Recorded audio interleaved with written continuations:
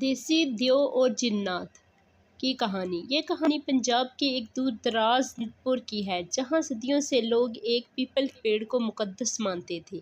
کہا جاتا ہے کہ وہاں ایک دیوی رہتی ہے جو نیک لوگوں کی مدد کرتی ہے، لیکن اگر کوئی لالچ یا غرور کرے تو جنات اسے سبق سکھاتے ہیں۔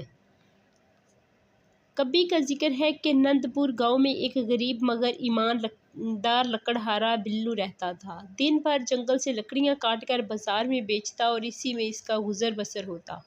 ایک دن وہ جنگل کے گہرے حصے میں پہنچ گیا جہاں صدیوں پرانا پیپل کا درخت تھا۔ بلو نے سنا تھا کہ یہاں دیوی رہتی ہے، مگر کبھی یقین نہ آیا۔ تھکا ہارا وہ درخت کے نیچے سو گیا۔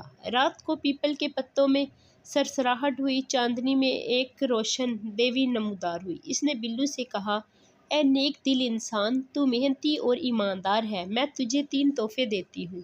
کبھی بھوکا نہیں رہے گا، مصیبت میں تجھے روشنی کا رستہ نظر آئے گا، اگر دل سے دعا کرے گا جنات بھی تیری مدد کریں گے۔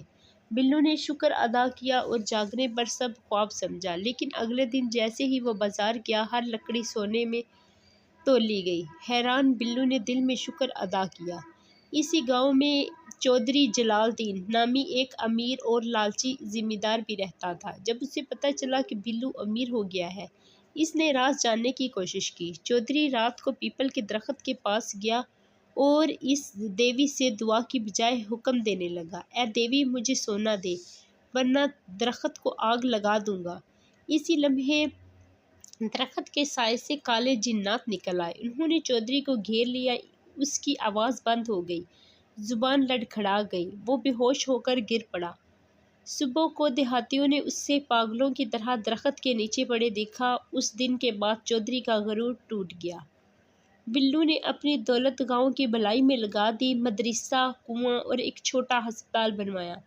پیپل کا درخت دیوی کا پیپل کہلانے لگا۔ لوگ جہاں دعائیں کرنے آنے لگے۔